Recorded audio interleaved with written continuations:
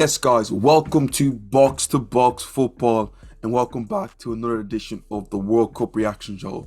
Apologies that we weren't able to put out a video yesterday. I know so many different stuff went on with um, Argentina, Germany dropping points against Japan. We did do a video. Me and Jack did do a video, but the internet said, you know what, we don't want you guys to put it out today. So it just we just put it we just couldn't put it out. Jack isn't here today, so you just have me.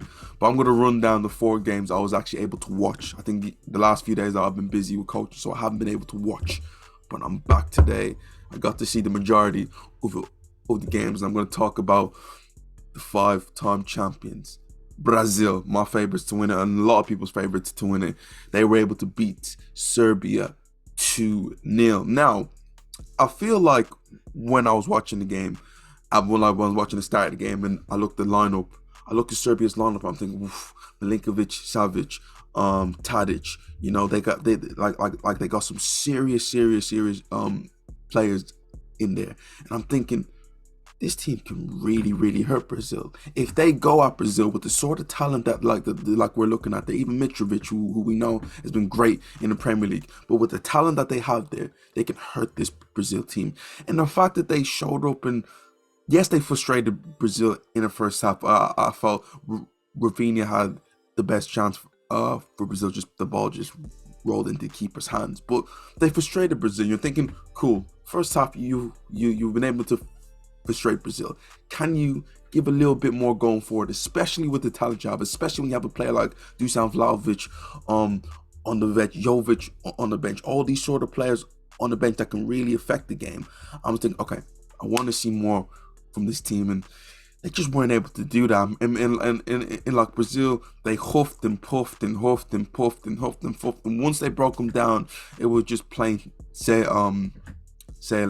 I feel 2 goals from Richarlison. He was tremendous. I mean, the one big thing you look at Richarlison is his lack of goals, and 2 goals there that you want to see from your striker. The 2 penalty box goals, 2 very different goals, but is what you want to see from a striker. Being able to sniff out an opportunity, great save by the goalkeeper, parries it into his path, great goal. And the second one is everything you want in your striker. You've been able to put the ball into him, and him being able to do something like that.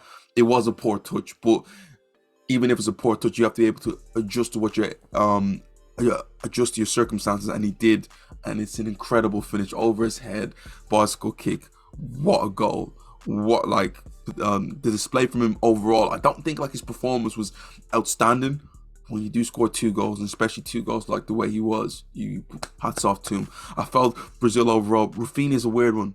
He's been through. He's had a weird season with Barcelona. He's been poor. Let's be truthfully honest. And he had good moments, but it was very I want more from you. You know, he had opportunities to score, even in the second half, where he pinches it and he goes through, and the goalkeeper makes a save. I'm thinking you can do so much better there. So he's the one that I'm a little bit worried about, especially when you look at Brazilians' bench options there. He might be one that maybe drop out. Vinicius was a threat, but at times wasteful too. But I felt he was a bit more of a threat at times.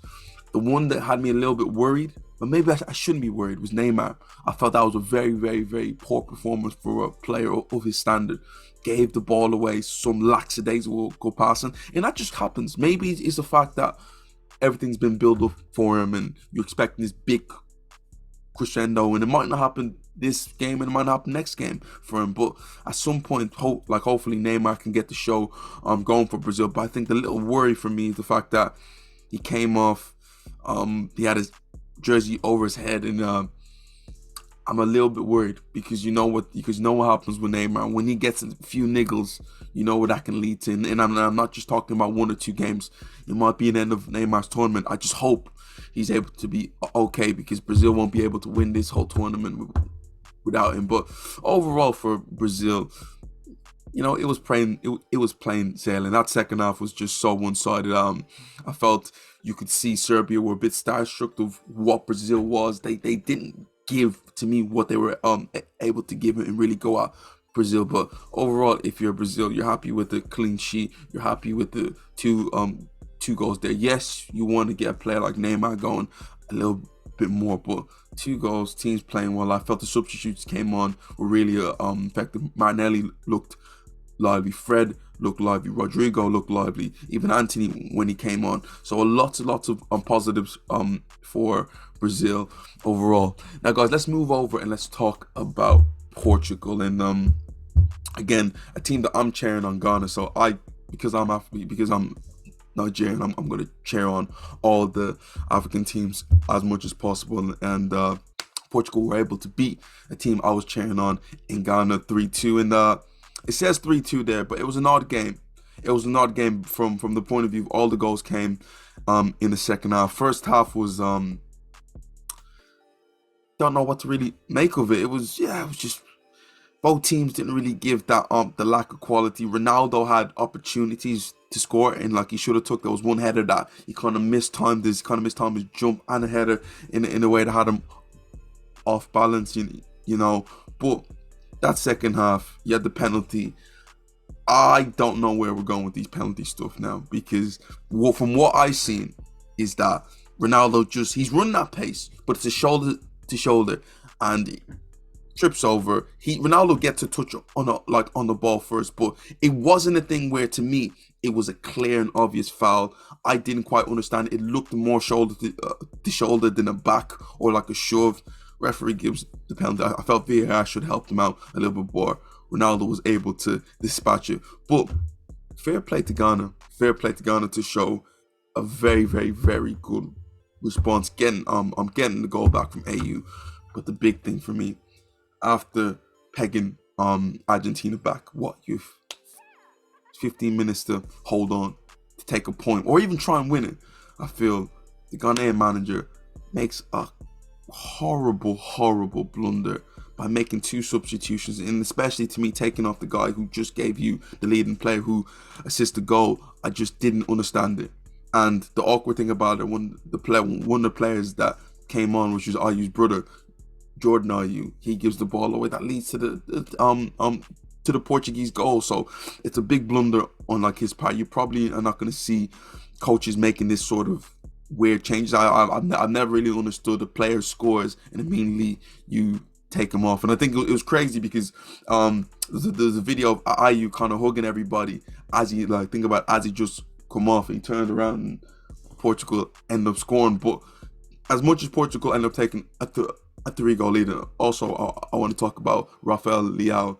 The impact that he had when he came on was massive for Portugal. So he might be someone that's knocking on the door to get a starting spot, because he was a serious threat coming on. But Portugal take a 3-1 lead. Ghana's were able to get a second goal. Now, coming into the 90th minute, Inaki Williams was able to sneak behind the goalkeeper. The ball rolls, and it's a moment of madness from the goalkeeper, because the first things first, I think goalkeepers should always do this. Once that ball in your hand, you look. The goalkeeper rolls it out, doesn't look, and Inaki Williams waits there, comes around, and you're thinking he's just going to shift it to the side and score. He slips, fumbles the bag, and Argentina ends up getting... No, not Argentina. Portugal end up getting all 3 points, and it's a one where you look at there for Ghana, when it's not meant to be your day. It's not meant to be your day. I feel like you've done enough at certain points to get something out of that game. Not even a point, but maybe all 3. But the fact that Portugal were able to show their quality in certain moments there, and obviously the Ghanaian manager not helping his team out by making, to me, poor substitutions at a time, was a big thing to me. But again, with Portugal, they move on. Ronaldo, congratulations to him being the first guy ever to score in 5 straight World Cups. How incredible is that? But can he cap it off for the World Cup? We wait and see. But guys, let's talk about the first game of today, and that's Switzerland versus Cameroon. Again, the game finished 1-0 to Switzerland, and as I said, I'm cheering on all the African teams, and this one to me was another one that hurt me. Cameroon to me were very, very wasteful in this game. Had opportunities to hurt Switzerland in the first half. In fact, go ahead by a few. Choupo-Moting not taking his chances, having balls blasted over the bar, and them just not having that quality up front to really hurt the Switzerland team was, to me, a big thing, because overall what they were able to do was very, very positive. I especially felt in that first half that they did enough to go 1 or 2 ahead, but they didn't do that, and Switzerland's quality ended up showing. I feel Cameroon ran out of steam in the second half, and like Switzerland, they were able to grow. I felt Shaqiri had a bit more influence on the game, picking up the ball in half spaces, in pockets of space. I also said Granit Xhaka's influence was massive, especially for the goal where like he was able to receive it on the half term and find Shaqiri, who plays out wide, and Bomo, who was born in Cameroon, scores for Switzerland. Guys, welcome to the World Cup. I don't know how that works, but he gets a goal for Switzerland. And Switzerland, after that, if I'm being truthfully honest, should have went on to get 2 or 3. Cameroon kind of ran out of steam.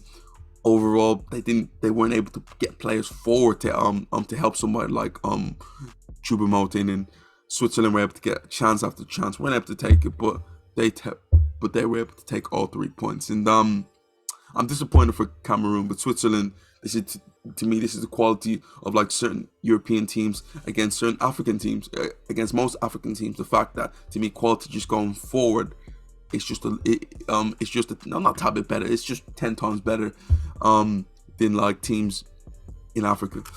So guys, tell me what you think. I want to hear your opinions on the Brazil game, Portugal versus Ghana, Switzerland, Cameroon, Uruguay, South Korea. As much as I wasn't able to really talk about that game and cover that game in depth, let me know, comments down below. And I forgot to mention at the start of the video, guys, please hit that subscribe button. The road to 1,000, please hit it. Please get us to that point. This is Box to Box Football. Jack is not here, I'm here, James is here. Like, share and subscribe, and we will see you guys next time.